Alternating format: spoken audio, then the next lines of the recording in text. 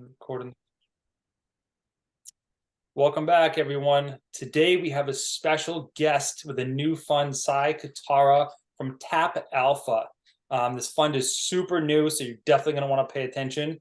And I'll let Si introduce himself because he's a much more eloquent speaker than I am.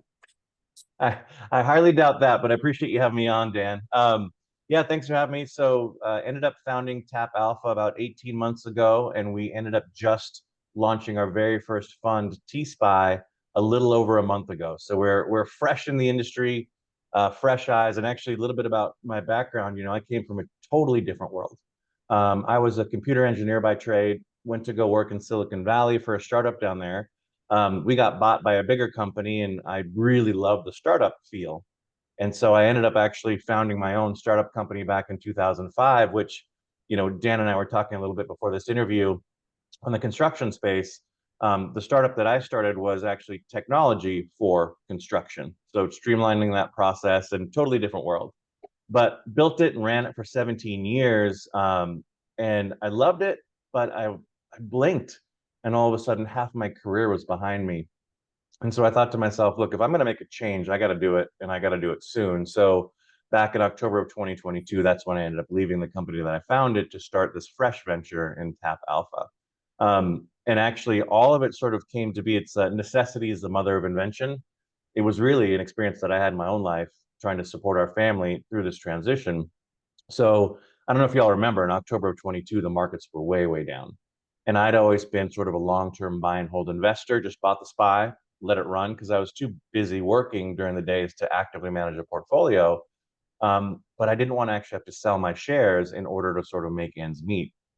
So I remembered a strategy my dad had taught me. And I'd been an options trader many years before, but on the, in my opinion now, the wrong side. I was buying options and I got burned a lot doing that.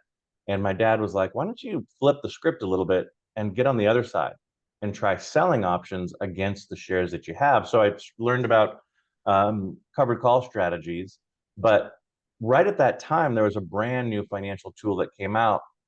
It was basically options that expired every day on three indices, and one of them happened to be the S&P 500. So I was like, all right, let me try it, see if it amounts to anything. Well, fast forward a couple months, and it blew my mind. We were able to cover the lion's share of our mortgage just with the income that was being generated on top of owning the S&P 500 shares. And that was an aha moment for me where I was like, look, if I had a full-time job, I couldn't execute the strategy. It took me 3 to 4 hours a day to do it manually. But then with my software background, I ended up writing, some cloud software to help me execute it.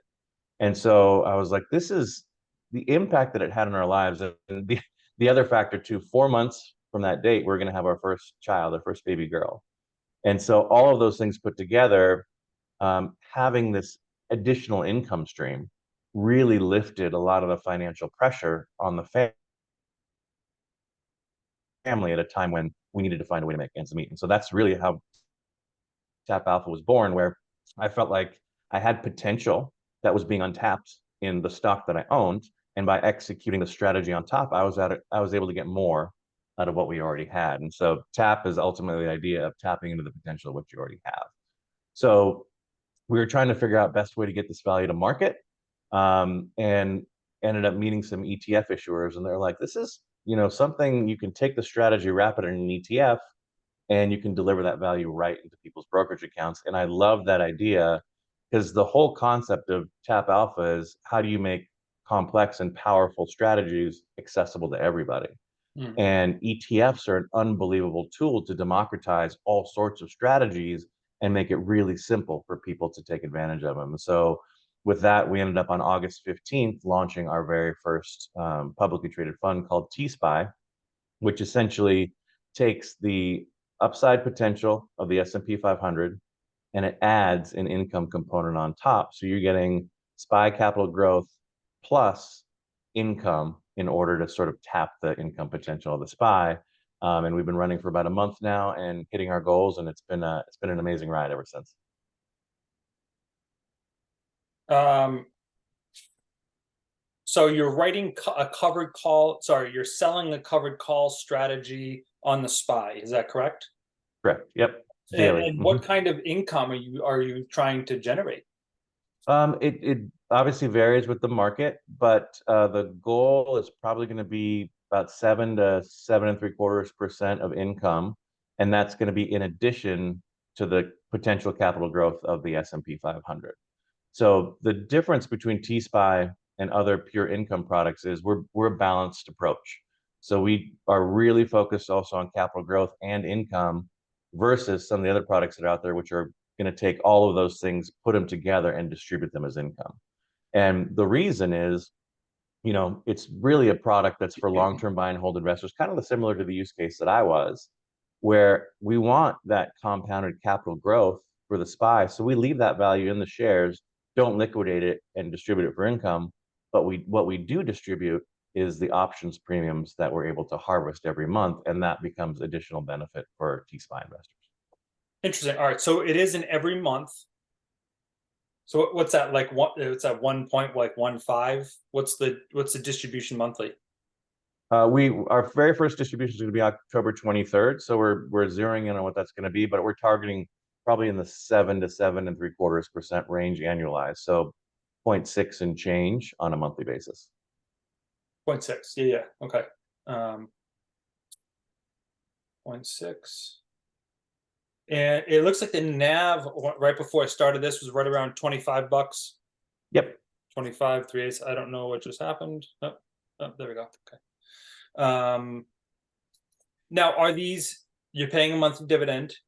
Yep. Are you going to be distributing out all of the cash? All of the cash side of it. And the cash will come from two places. Number one, it'll come from the options income that is generated every month. And the second place is because we actually own real shares of SPY, it's not synthetics or swaps, the dividends that are paid out quarterly by SPY will also distribute out to T-SPY investors. Okay, so the reason I asked was because I've seen both ends of the spectrum. We have Defiance funds, which are distributing out everything, and then we have like Curve Invest, who we just had on, who they hold a little bit back, and then they reinvest just a portion. It's like 5% into treasuries, so that if there is a bad month, they can still meet those dividend expectations. And I don't know if you had any word on that. We have a small buffer, a 1% buffer. So 99 cents of every dollar goes into SPY. And then 1% is sort of a cash buffer that we keep for operational reasons. And then that will also, on slower months, help bridge the gap. But that's the goal, is really to focus on distributing what's earned from the option side so that long-term buy and hold investors don't have a NAV hit, and we can hopefully track the growth of the S&P 500 over time. That's the goal. Okay, and these are 0 data expiration. So midnight, you're closing it out? Not even midnight. So we write them in the morning, 9:30, when the market opens. We take a position, and then that expires the same day. And so it's true 0 DTE calls. So we actually avoid overnight risk. And one of the main reasons for that is because all of the earnings reports, those actually happen after market close, so you can see spikes. And then all of the big macroeconomic data happens often before market open. And so we avoid those spikes. We have the long SPY exposure to sort of capture that. But the options position, we avoid it, and then we can take our position after the market typically reacts, which makes it much easier from a risk management perspective to keep those options out of the money, allow those to expire worthless, so we capture all of the gains, and then we get the long SPY just like you would have if you own SPY natively. It just adds this whole income component on top. That's interesting. Okay. Are these dividends going to be normal income? Are they going to be qualified? Do you know? Are they going to be a cash return?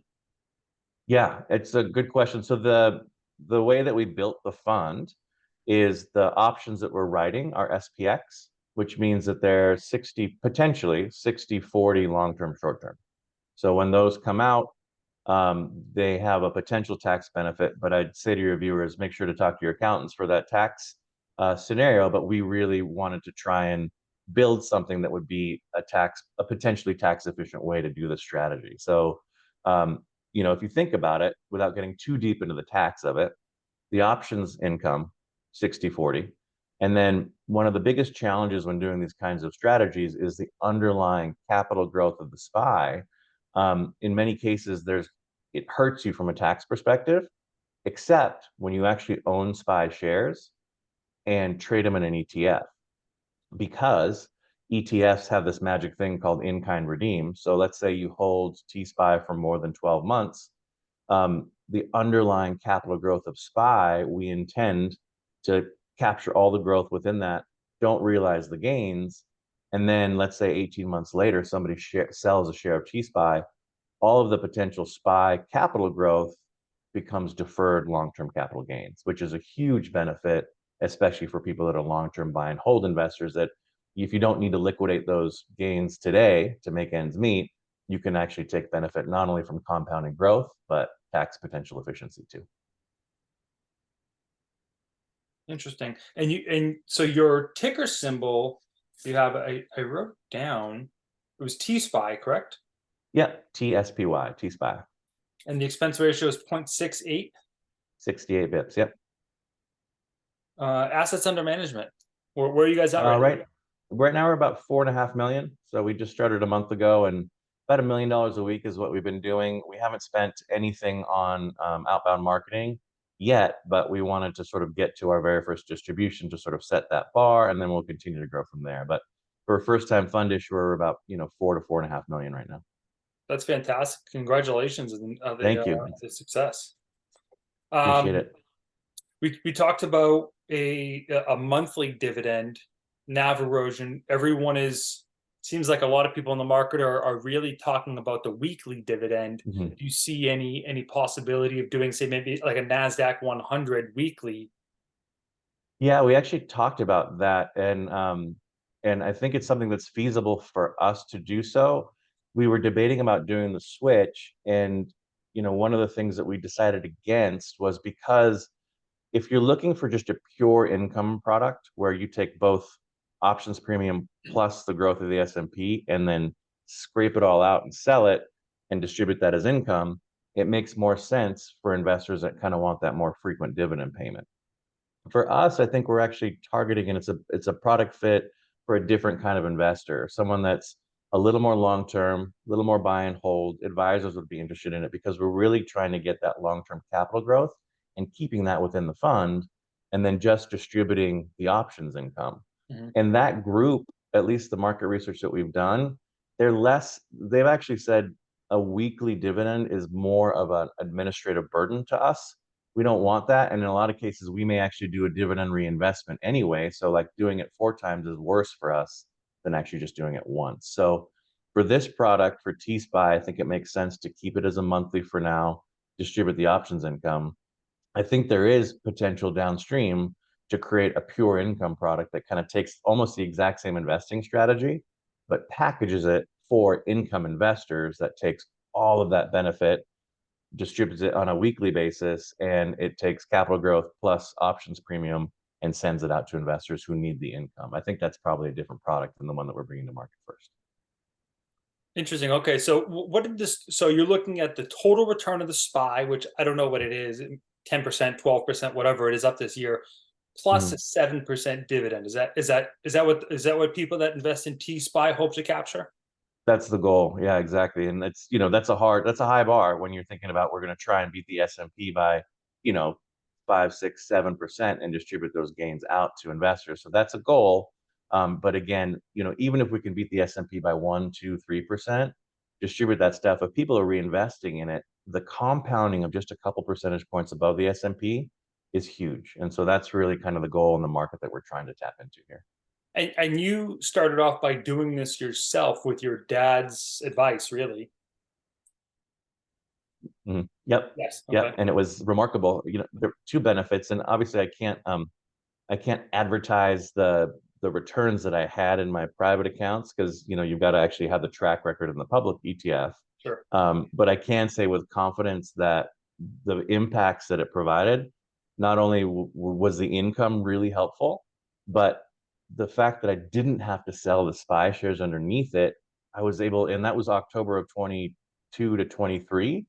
The market was up 21.5%, which I would have foregone if I had to liquidate shares. And then this income on top, you put that together, it was a game changer for me and my family. And so that's what I wanted to try to package in our very first product that we're bringing to market. So no, it's a very unique perspective. What is with if you don't feel like answering this, I totally understand. Is your dad in finance?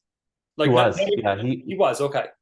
yeah, he was. He passed away in 2017, but he Oh, I'm was an sorry for your loss. engineer like me, Okay. and then went into financial consulting. So, and he was just an expert in options, kind of cutting edge thinker. And so everything I learned from him, and it was actually really kind of a beautiful thing. August 15th was his birthday, and that's the day we were able to launch T Spy for the first time to the market. Wow. Okay. Um, it's funny because I just listened to when I just did my other interview with Howard Chan, he's the CEO of Curve. Um, he also went to school. I think he went to MIT for engineering, got bored of engineering. So engineering, for anyone who doesn't know, is like you have a set parameters, nothing changes, and it gets kind of like mundane. It's very boring. Whereas like finance, you still have the set parameters, but there's like fluctuations in the market that are like kind of keep it interesting. It's very true. And it's actually a really interesting transition because you can take the engineering lens and turn it onto finance and see these patterns and these things that are remarkably interesting. But when you put it through a lens of engineering, mathematics, and those things, you can actually start to see things that you can't if you're just looking at it from a regular perspective. And so that's where, one of the things I haven't mentioned yet, we have an underlying fintech that actually helps me as a portfolio manager sift through all the inputs and the noise, and it gives me a very simple risk reward decision every morning. And you can hit the button and say, okay, this is within the risk profile of this fund. But there's all these inputs. There's volume, there's calendared events, there's historical performance, there's delta, there's gamma. So all these things get fed into the technology, and you can use engineering to really make an impact from a finance perspective, not to predict markets, but to keep it within the risk profile that you're targeting for the audience you're trying to serve. And that's exactly what we're doing with technology on TSpy. So it sounds like the Magellan Fund wasn't hiring, and you just said, "Screw it, I'm going to start my own." I didn't even ask. I just love doing this stuff, and it's been such an amazing shift too. Like the previous company, it was we ended up interacting with a lot of public sector groups, like state departments of transportation. So it was a slower kind of process and relationship driven. But finance, it is fast and it is fun, and the real time components of it, like my dopamine levels are off the charts because I'm seeing all this data coming in real time, and I get to respond to it and I get to sort of drive it. But it's just the transition to this industry has been magic ever since I started to get here. And so I'm so happy we were able to launch the company, and I'm looking forward to scaling it. But man, I'm having the time of my life. This has been amazing. No, I'm not even going to ask if it's actively, if you're actively doing this or if you set up an AI and do it, because it sounds like you're pretty involved. Yeah, currently pretty involved. So the goal is kind of going through it, and I have all the stuff brought to me as kind of the human that makes the final decision. Mhm. But in time, as soon as the AI side kind of sees the patterns and understands the risk profile, like I can kind of step back a little bit and have it help me even more. But right now, it's very important to have sort of the human interaction to make sure it's staying within the rules-based approach to driving an ETF like this. But in time, for scale, there's got to be ways to hand this off to others, whether it's AI or trading sub-advisors. And so now we're setting the patterns that are going to sort of drive those rules moving forward. And it's been working great so far. And how big is your team? So for the overall ETF, there's about 30 people that run it, right? Externally. Internal to TappAlpha, there's two of us. And Mhm. so we're able to scale because we sort of outsource some of the specialized expertise, but keep the strategic component, the business component, the brand component internal to help us continue to scale. Yeah, And the beautiful thing too about the technology is, we got T-Spy as our first one. We can use the same technology to help us run the second one, which will be TDAC, same strategy on the Nasdaq 100, T-Russ, or whatever SIBO kind of puts forward downstream that's within our market. we can attach this covered call capability on top of any underlying security.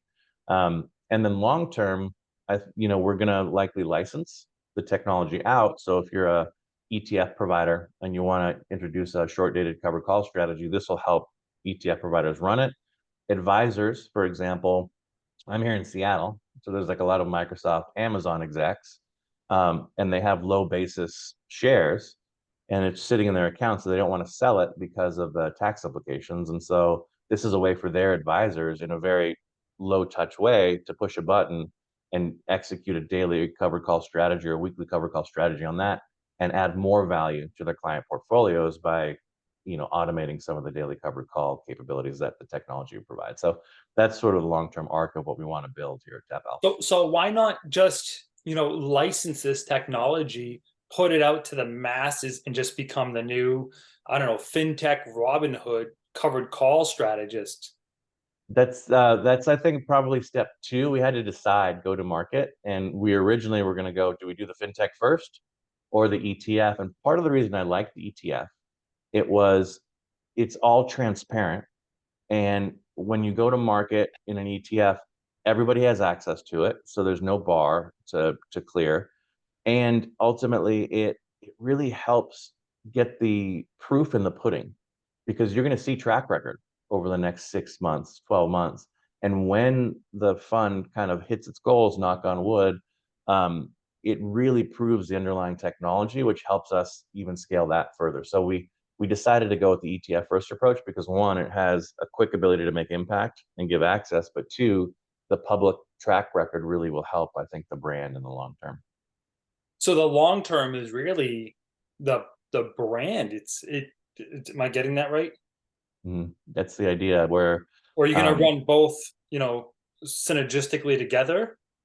I think they'll both feed off each other. I think there's a flywheel that will sort of be built when we have a set of ETFs that are delivering what they promise, and we have a technology that can actually, it's like, and I'm known for really bad analogies, so forgive me. But it's like going to the market and you already have a pre-baked cake, and you buy that, and that's the ETF. Or you want the ingredients to make your own cake. Well, that's where the fintech can come in, because you can plug in any security and use the same strategy in a very simple and straightforward way. So I think the two are connected, and that'll build the brand to tie them together. That's the vision, at least. Okay. I mean, is there a way? I mean, is there a way the fintech could, say, self fund the, tap alpha, so it makes like it's perpetual motion?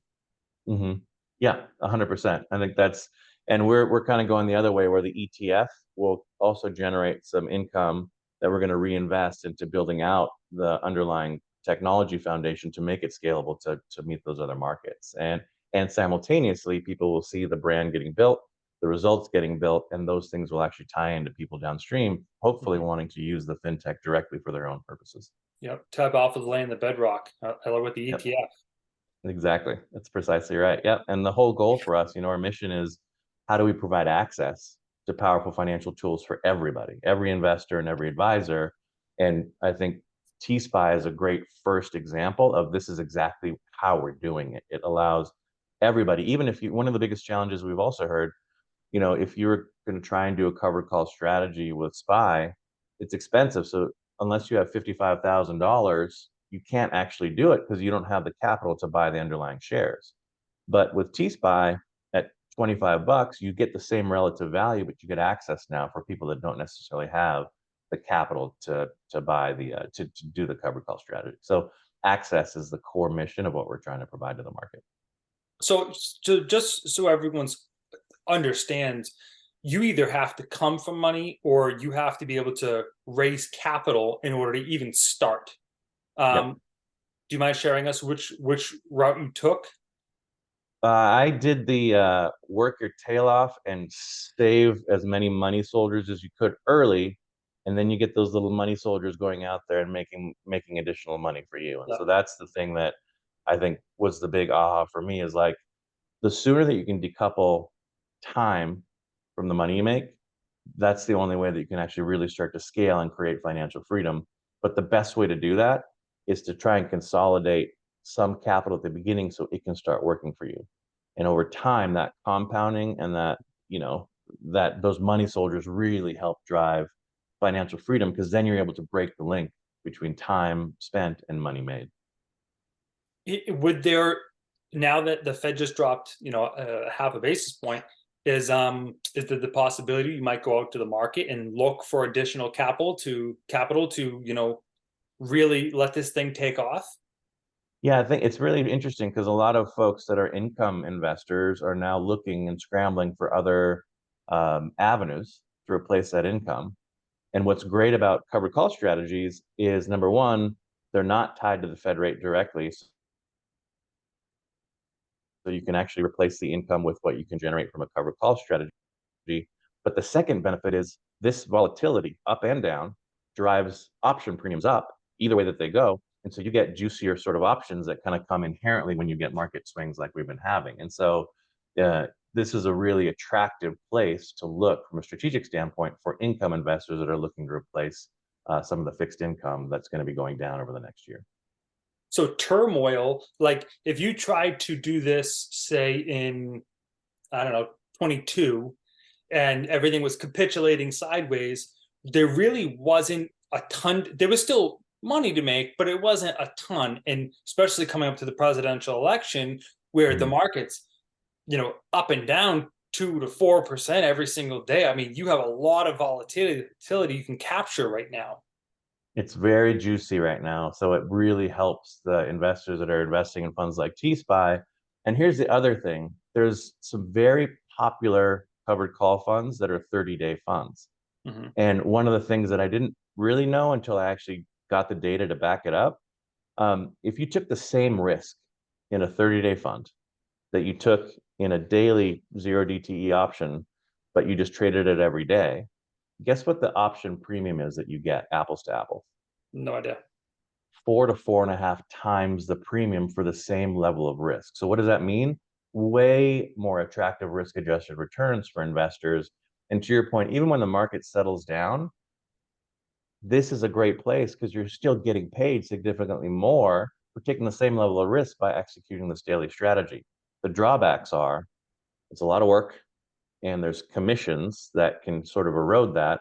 But we've helped fight that a little bit because we're able to trade SPX, which has it's worth 10 times. So, one contract of SPX, I think, is like $500,000. Well, as an individual investor, very few people can trade that. But within an institutional type fund, that 10x basically means that your commissions go down by 80 to 90%.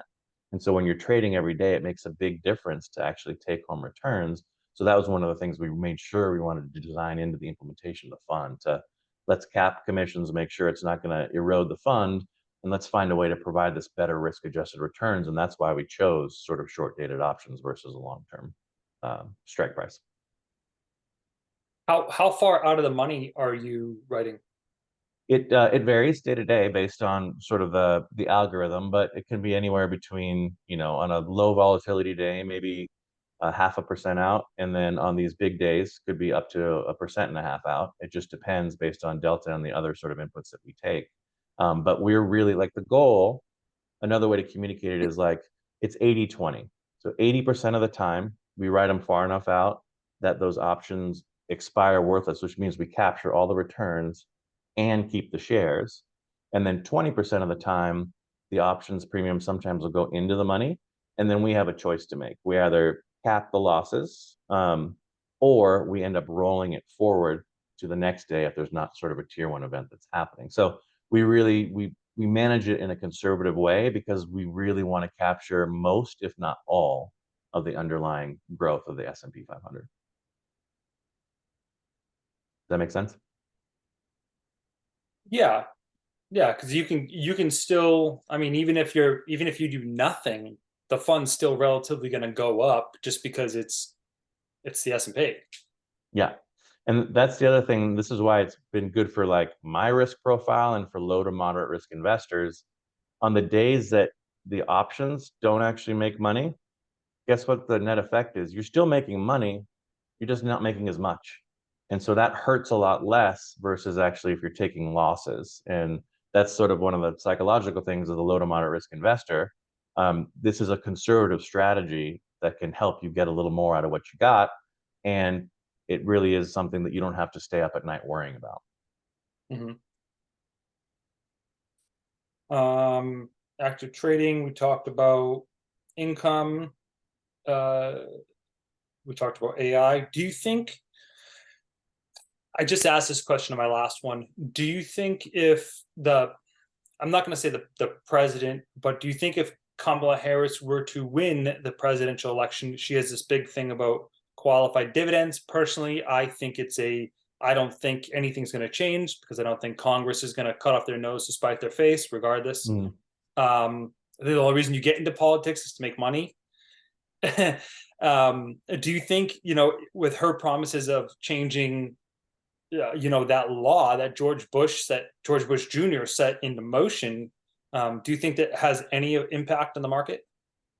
I think it'll have impact on the market. Whether it has impact on funds like this is a different question. I think part of it is, um, qualified dividends. One of the benefits of what we're doing with this daily covered call strategy is we're distributing options income, which is a 1256 contract, which falls under its own umbrella. So unless there's going to be legislative changes to that, funds like T-SPY won't be impacted. And guess what? Elections create volatility, and volatility creates higher option prices. So for Mhm. us, either way, whoever wins, I think this is a really sound strategy to get us to and through the election into years to come.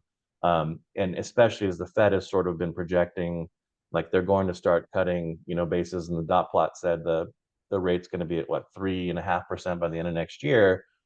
That's a significant opportunity for funds like this because people are going to be looking to replace their investment income from fixed income. I mean, I will definitely be taking on, if we get to 3.5%, I'm taking as much debt as possible. There you go. Love it. Um, is inflation good or bad for the market? Inflation is bad for the market. In some ways, I feel like we've seen the inflated, like we've hit all-time highs for the S&P, but as inflation is sort of getting under control, according to the Fed, the biggest thing is affordability for everyday Americans. And if you have affordability for everyday Americans, you get a solid economy, and then you get things to grow at a natural rate. The fact that the market it took a minute when the half point historic cut happened that day. It was like the market was trying to figure out, what do I do? Am I going to go up? Am I going to go down? And then it was actually overnight that the market popped 1.5 to 1.75%, which, by the way, strategies like this perform beautifully because we don't take that overnight risk with the option. So we just wrote it up and then we took our position the next day.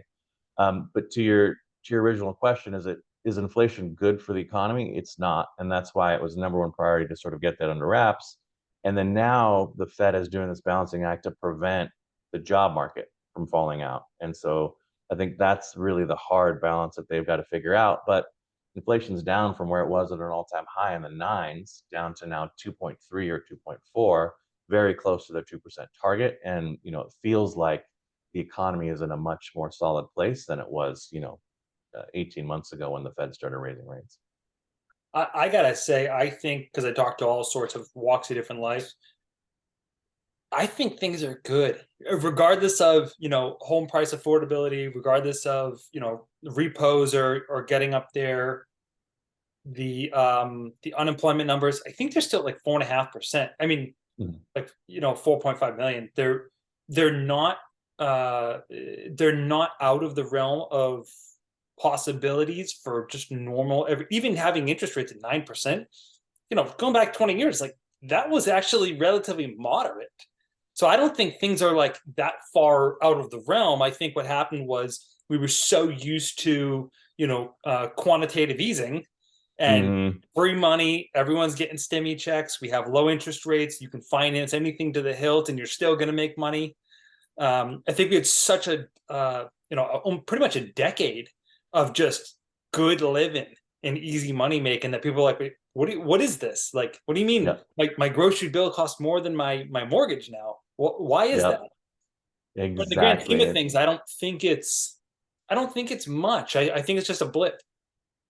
It was, and it was also. I mean, it feels like a almost a dream, but part of it was an impact of the pandemic, and there was a lot, I think, of fallout from that and overstimulation just to make sure the economy was supported, and that's what caused inflation to go through the roof. And so now we're dealing with that wave and trying to get it back to normalcy again. But I mean, in the scheme of things, to go through that, you look at the rest of the world, the US is in amazing shape. It's an amazing economy with a lot of potential, a lot of growth. And, and that's also why we've been on the S&P. These are the biggest, baddest companies in America that we've got a lot of faith in. And so that's, I think, if you believe in that as your core, security, strategies like this are a great way to sort of supplement that. And I'm with you 100%. I feel like things are in a good spot, and fingers crossed, the volatility that we'll have will be volatility that keeps us on an upward trajectory. But I mean, market's at an all-time high today, so take that for what it is. Last question, and I'll let you get going to making that money. Where do we go from here? Fast forward 10 years. I know GDP is kind of stagnant. Where does America go from here? Do we just keep on printing money and making more money with the money we're making? Do we implement more AI that can work 24/7 to make that gap? Like, are we at the maximum capacity? Because birth rates are going down, but we need people and we need innovation and we need things to drive the market for all these things, whether it's the NASDAQ, the Dow. We still need to keep pushing forward. Where do we go from here? Any insight? I think the biggest game changer that's happening now is the jetpack of productivity that AI provides. And I'll link it back to, so you asked how many people that we have at our company. Well, guess what? What happened in November of 22? Basically, a month after we sort of got into this, ChatGPT came out, and so the level of productivity that I've been able to achieve as a small business owner, it's basically like having 5 employees for $20 a month because of the AI benefits that are there. And that, I think, people are frightened of, oh, it's going to replace my job. I think really what it does, it just creates this unbelievable productivity boost for whatever the function is that you have. Even on the construction side, right? Like a big piece of construction, you can't replace construction jobs yet with AI, but the planning, the oversight, the connectivity between all the parties that are involved on the job site, just that communication layer with the right sort of intelligence on top, there's huge benefits from a productivity standpoint, even for industries that we don't necessarily equate to direct technology benefits. So I think there is going to be an unbelievable spike in productivity. And I don't think people should be scared about losing their jobs. I think supplementing their skill sets to leverage these things to really create a game-changing, jetpack boost to the things that they'll be able to accomplish on an individual level. I think the next 10 years are going to be off the charts. That's fantastic. I keep on saying that human interaction in 10, 15 years will actually be the luxury market. Take Detroit. All cars were made in Detroit not that long ago, and now they're made by technology. And now if you want a car made by a human, you're going to pay a premium for it. Same thing with going out to eat or getting someone you call up Verizon and you used to yell at the phone like, give me someone that can hear what I'm saying. And now it's like, I'm getting an operator, an AI, and I'm like, can I just please get someone that speaks? I just press 0. Give me an operator. I don't care what country they're in. Give me an operator. And you almost want to pay for a luxury service of just someone just picking up the phone or someone building your car or delivering your food. So it might come full circle to where like AI replaces I always say anything math related, AI is going to replace because it's all pretty much standard within a set standard parameter. And we're not rediscovering calculus here. That took 45 years. So everything else past that, I think, is going to be like a luxury. You want human interaction, you're going to pay a premium for it. I love that idea because you sort of nailed it. There are things that computing is really good at, and AI is trying to replicate some of the stuff that people are good at. But if you look at it for the structured, consistent applications, like you said, for math or physics or coding, unbelievable, the productivity boost. But creativity and the things, how do you use that and point the lens of AI? That's where humans still have a huge leg up. because you have to have a source or a kernel of the idea or the thing you're trying to accomplish before you can actually plug in the computing for it. And that's, I think, people's big value. And that's why, we were able to sort of get a fund up and launched as quickly as we were, is because we had kernels of ideas, but the technology around it helped us, accelerate things in a pace that we couldn't do without the capabilities of what's out there right now. So it's a pretty special time. Thank you so much for sharing your insights with us today. Where can people find you? You can find us TappAlphaFunds.com. That's where information about T-Spy is. And then one of the other big pieces, one is capabilities and access. The other is education. So we're going to be updating TappAlpha.com website to talk a lot about different financial strategies and ways to think about information to hopefully help everyday investors choose and sort through the noise of everything that's out there so that they can make the best decisions for themselves, their futures, and their families. So excited to get things off the ground, but been an incredible ride so far. And are you guys on any social media? Yep. So we have we're on LinkedIn. We got X, so Tap Alpha Funds, Tap Alpha on LinkedIn, and then Instagram and Facebook Tap Alpha as well. Okay. And there's another fund, I'm not going to say who they are, that also does monthly seminars just to talk to the broad audience. And basically you can go on and you can put your email address in, and they'll walk you through what they're doing and what their objective is. Do you guys have any plans for, something like that? Absolutely. I think transparency is one of the most important things to build trust. And so going through and talking through the different strategic components. So we talked about why True Zero DTE is dead center to our strategy. We're going to be doing, I think, regular cadence webinars to help share the underlying insights. And if people wanted to implement the strategy themselves without the technology or the products, like our goal is to sort of equip people with the skills to do it. And then, if it's the easy button to sort of work with us instead, we're happy to do that. But biggest thing is education. And that's something I think we're really passionate about. So we're looking forward to those conversations too. That's awesome. So I thank you so much for coming on today. Any last words? No, I just really appreciate kind of your time, your perspective. I love that you've kind of got a construction background too. I think the people were the biggest thing that I was really attracted to in that market. Just amazing people that was like, your word is as good as oak. And it's coming to this industry with that lens of transparency and trust and just fresh eyes. I think that combination is a powerful one. So I'm really excited to sort of see you doing this in this world and looking forward to interacting with you and your users more. You know what it was? It was my dad's a software engineer, and it was too boring. And so I didn't take that approach because I'm like, I want to be outside. Yeah. I can't be sitting in front of a computer all day. So I took the other, like, I'm going to work with my hands. I'm going to solve a bunch of problems that people can't. That's so construction people are the best problem solvers on the planet that I found. Because yeah, you may get a plan set from a designer, but if you're in the field, you got to make it work and you got to find a way to make this thing click together. And so that was something that I learned from a lot of the folks that I worked with before. And like, how do you get your head around solving these problems? Because it matters. And then the second thing I loved about the industry was it was builders, people that actually create something and it lives beyond you and it didn't exist before you came along. That building creation mindset is something that I feel like is pretty rare and something that should be highly valued. So something I really appreciated from that last industry. Final thought, and then I'll let you go, is what's something you would, if you were to go back in time and tell your 20-year-old self something, what would it be? It would be lose the fear, man. It was such a crippling thing of like I had this mindset back then. It was what you call the fixed mindset.